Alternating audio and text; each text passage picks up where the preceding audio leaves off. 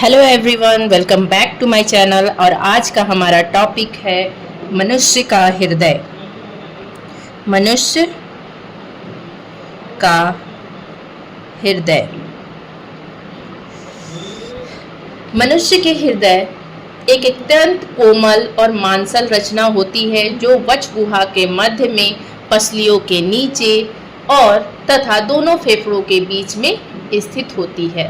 यह हृदय पेशियों का बना होता है। हृदय एक केंद्रीय पंप अंग है जो रक्त पर दबाव बनाकर उसका परिसंचरण पूरे शरीर में करता है। तो मनुष्य का हृदय जो है हमारा, वो हृदय पेशियों का बना होता है। संरचना की बात करें तो हृदय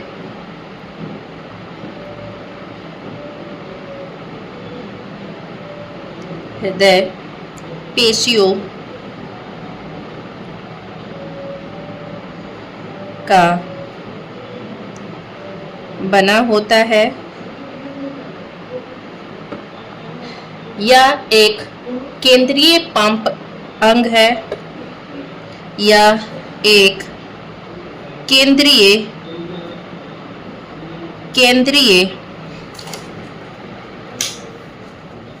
केंद्रीय पंप या अंग है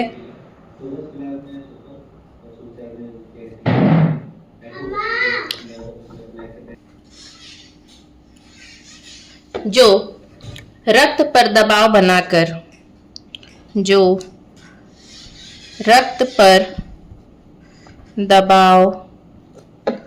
बनाकर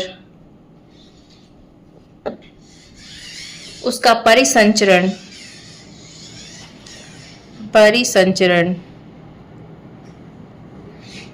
पूरे शरीर में करता है। पूरे शरीर में करता है। ठीक है, अब जानते हैं हृदय की संरचना कैसी होती है। हृदय की संरचना, तो पहले बात, इनका जो आकार होता है वो होता है तिकोना। इनका आकार कैसा होता है? तिकोना। जो चौड़ा भाग है वो आगे की ओर होगा और जो संकरा भाग है वो पीछे की ओर होता है तथा थोड़ा सा बाईं ओर झुका हुआ रहता है। हृदय जो है वो पेरिटोनियम की दोहरी झिल्ली के अंदर बंद होता है। यह पेरिटोनियम की दोहरी झिल्ली के अंदर बंद होता है, जिसे हम लोग कहते हैं हृदयावरण या फिर पेरिकार्डियम।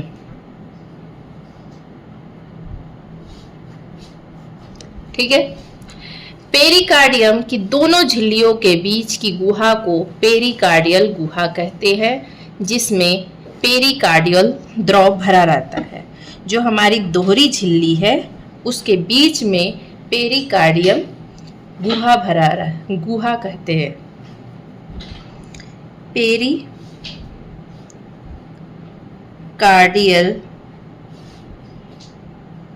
पेरिकार्डियम की दोनों झिल्लियों के बीच की गुहा को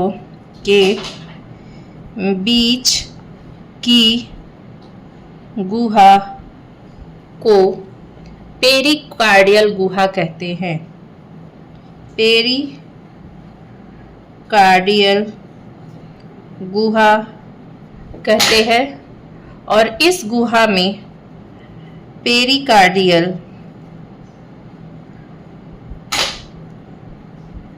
द्रव भरा रहता है। और यह द्रव क्या करता है? यह द्रव हृदय को हृदय को बाहरी आघातों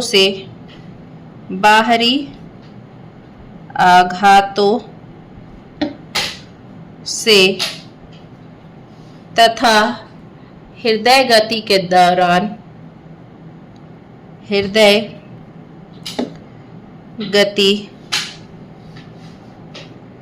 दौरान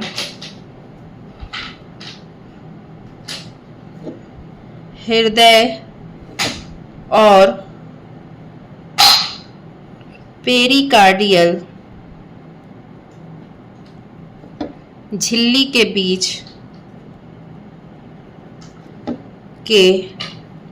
बीच होने वाले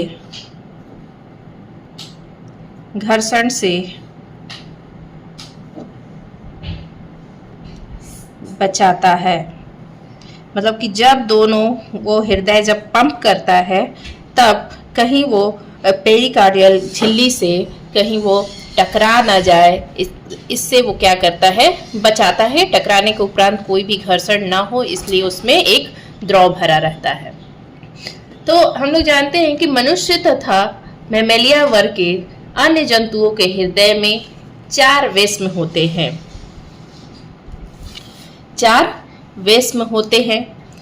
पहला होता है दायां और बायां आलिंद, दायां और बायां आलिंद।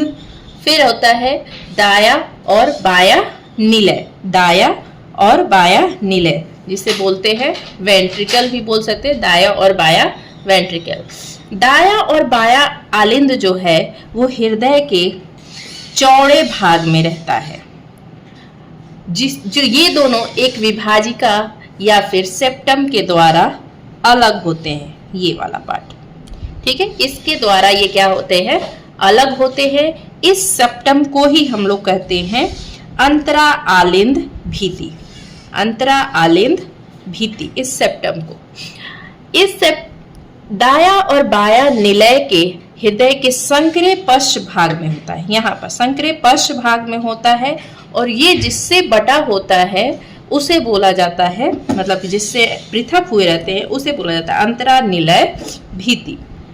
ऊपर वाले पार्ट जो आलिंद है वो अंतरा आलिंद भित्ति के द्वारा अलग होते हैं, और नीचे वाला पार्ट जो दायां निलय और बायां निलय को पृथक करते हैं उसे बोला जाता है अंतरा निलय भित्ति। दायां निलय दोनों आलिंद की जो दीवार होती है वो बहुत पतली होती है, जबकि निलय की दीवार क्या होती है, अपेक्षाकृत छोटी, थोड़ी सी मोटी होती है। यहाँ की पतली और नीचे वाले पार्ट की, निलय वाले पार्ट की, उसकी थोड़ी सी मोटी होती है। दायां आलिंद दाएं निलय में एक छिद्र, जिसे दायां आलिंद निलय छिद्र कहा जाता है, उसके द्वारा खुलता है। इस छिद्र पर एक त्रिदली कपाट होता है, यहाँ त्रिदली कपाट, इनके द्वारा ये क्या होता है, खुलता है। जो रक्त को दाएं आलिंद से, जो रक्त को दाएं आलिंद से बाएं आलिंद निलय, दाएं आलिंद से दाएं निलय में जाने तो देता है, लेकिन फिर वापस नहीं आने देता।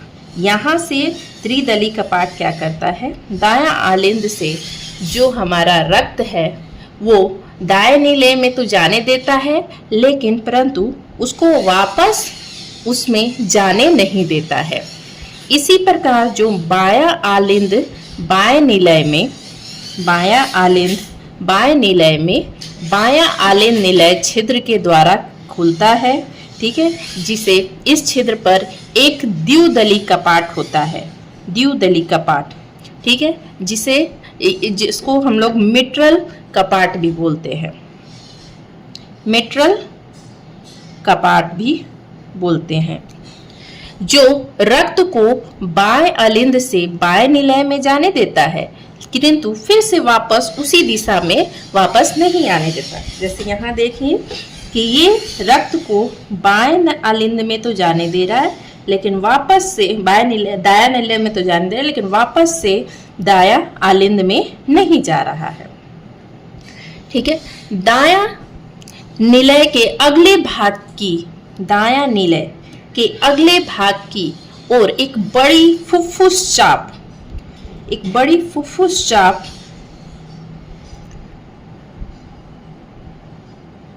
निकलती है। फुफ्फुस चाप के निकलने के स्थान पर तीन अर्धचंद्राकार वॉल्व स्थित होते हैं। इस वॉल्व के कारण रक्त दाएं निलय से फुफ्फुस चाप में तो चला जाता है, लेकिन वापस से नहीं आ पाता। फुफ्फुस चाप आगे की ओर वो दाईं और बाईं फुफ्फुस धमनियों में चला जाता है। दाईं और बाईं फुफ्फुस धमनियों में चला जाता है। ठीक है। जो रक्त को फेफड़ों में ले जाते हैं। जो हमारा फुफ्फुस धमनियां है वो क्या करती है, रक्त को फेफड़ों में ले जाते हैं। बाएं निलय के अगले भाग के दाएं कोने से महाधमनी चाप निकलता है। इस महाधमनी के उद्गम स्थान पर भी तीन अर्धचंद्राकार वॉल्व होते हैं, जो रक्त को केवल बाएं निलय से महाधमनी की ओर प्रवाहित होने देते हैं। जो क्या करते हैं, बाएं निलय से रक्त को महाधमनी में प्रवाहित होने देते हैं। शरीर के सभी भागों में जाने वाली धमनियां महाधमनी चाप से ही निकलती है। जो भी हमारे पास धमनी है शरीर के सभी भागों में, वो धमनियां महाधमनी से ही जाकर निकलती है। दाएं आलिंद में दो अग्र महाशिराएं होती है। दाएं आलिंद में दो अग्र महाशिराएं होती है, जो शरीर के सभी भागों में अशुद्ध रक्त दाएं आलिंद में लाती है।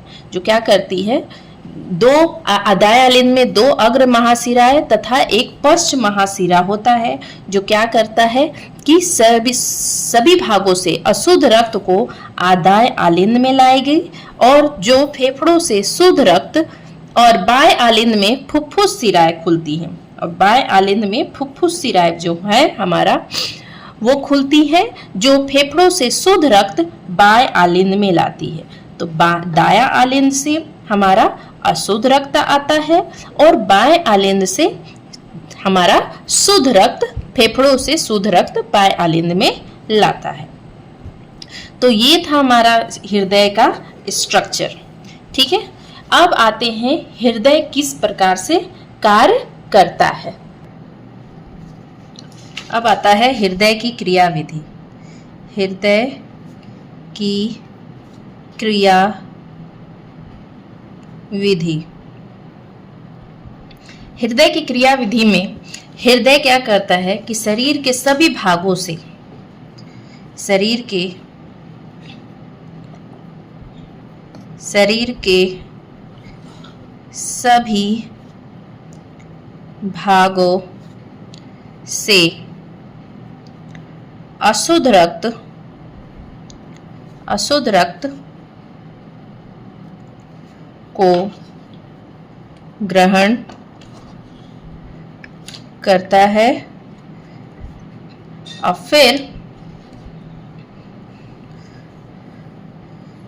फिर उसे फेफड़ों में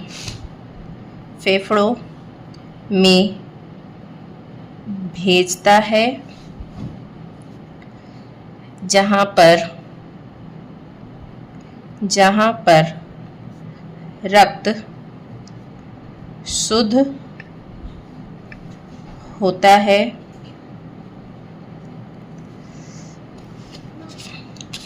तथा पुनः शुद्ध रक्त को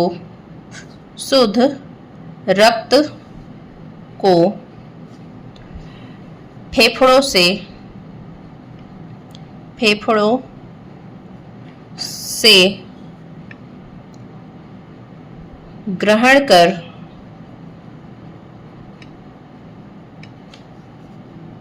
शरीर के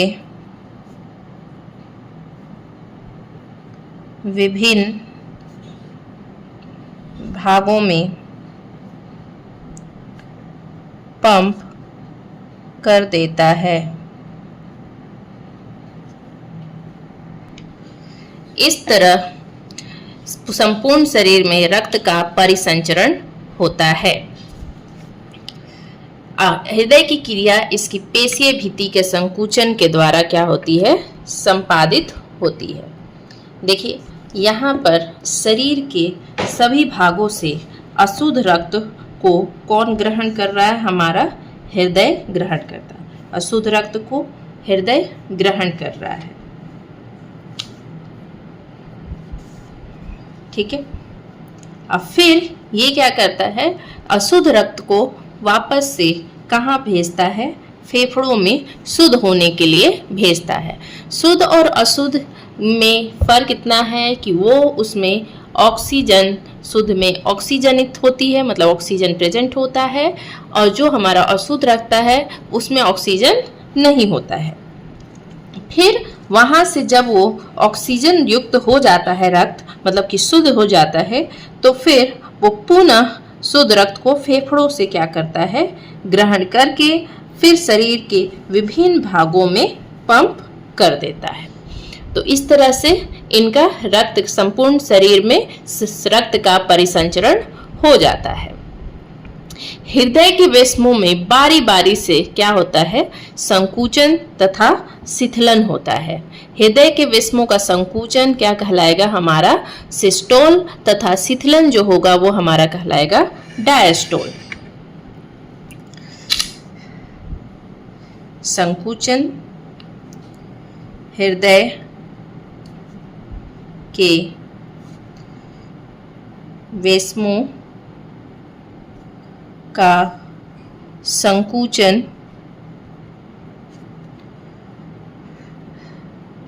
सिस्टोल तथा शिथिलन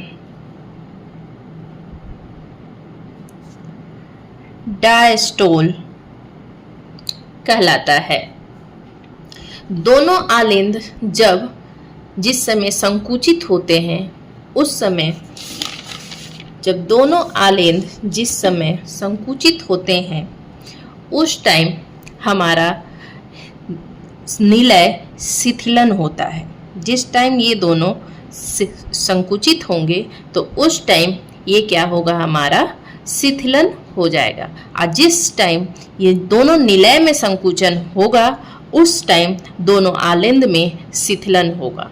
इस तरह से सिस्टोल और डायस्टोल मिलकर हृदय की धड़कन कहलाता है। ये दोनों मिलकर ये क्या कहलाएंगे, हृदय की धड़कन। हृदय की धड़कन, ठीक है। हृदय की धड़कन का तालबद्ध संकुचन एक विशेष प्रकार के तंत्रिका ऊतक के द्वारा होता है, जिसे सीरा आलिंद छिद्र या फिर साइनो ऑरिकुलर नोड कहते हैं। जिसे क्या कहते हैं, सीरा आलिंद छिद्र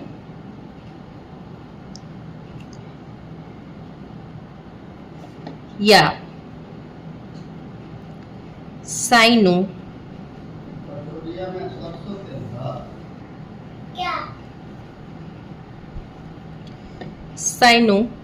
ऑरिकुलर नोड, ऑरिकुलर नोड या फिर SA नोड कहते हैं। इस सब को हम लोग पेस मेकर भी कहते हैं। पेस मेकर भी कहते हैं। यह दाएं आलिंद की दीवार में दबा होता है। ये क्या होता है, हमारा दाएं आलिंद की दीवार में दबा होता है, और यह एक बहुत ही मंद विद्युत धारा उत्पादित करता है, जो हृदय पेशियों को संकुचन के लिए क्या करता है, उत्तेजित करता है कि संकुचित हो जाए। इस विद्युत धारा को एक विशेष प्रकार के यंत्र के द्वारा अंकित किया जा सकता है, और क्या कहलाता है, यंत्र विद्युत हृदय लेखी, विद्युत हृदय लेखी या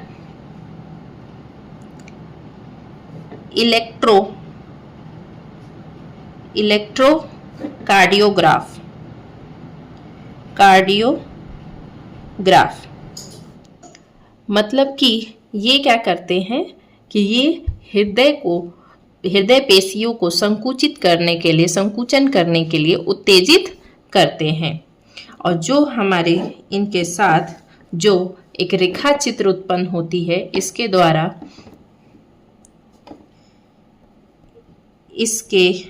द्वारा अंकित किए गए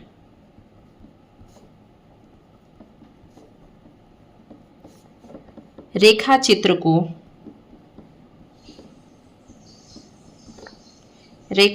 को विद्युत हृदय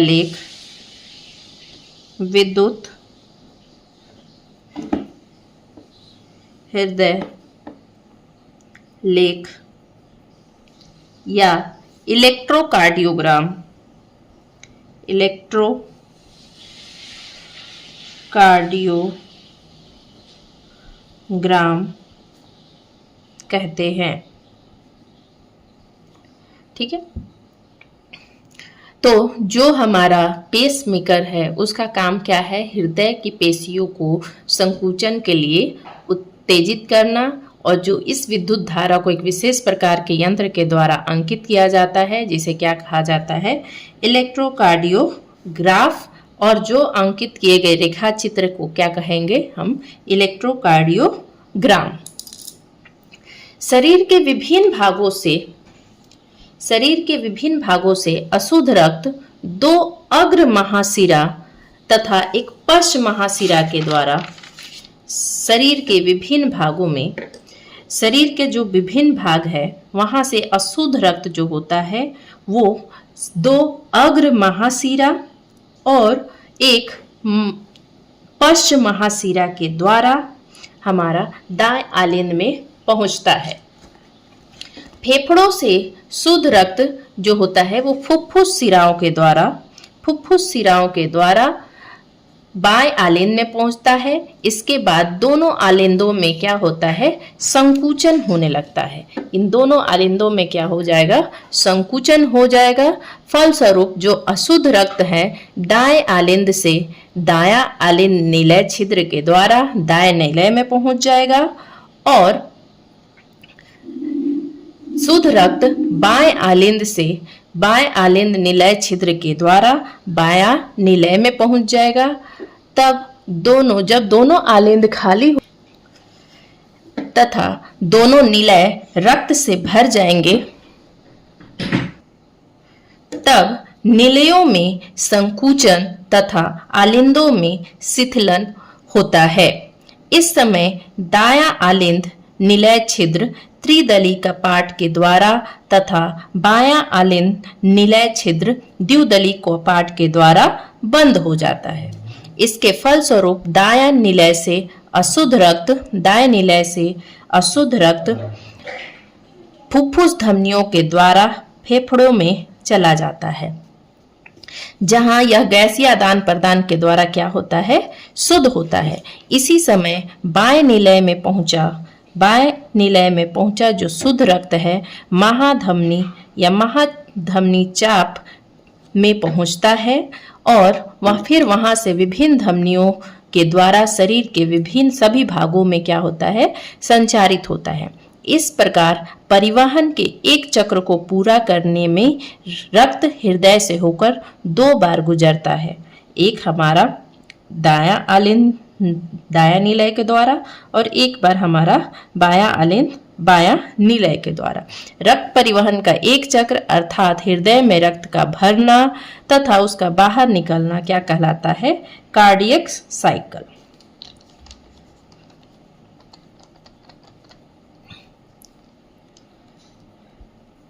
कार्डियक साइकिल। तो ये रहा हमारा मनुष्य का हृदय। मुझे उम्मीद है कि आप सबको ये चैप्टर अच्छे से समझ में आया होगा। अगर आपको ये चैप्टर अच्छे से समझ में आया है तो मेक श्योर कि आप इस वीडियो को लाइक करें, चैनल को सब्सक्राइब करें और ज़्यादा से ज़्यादा लोगों तक इसे शेयर करें। धन्यवाद।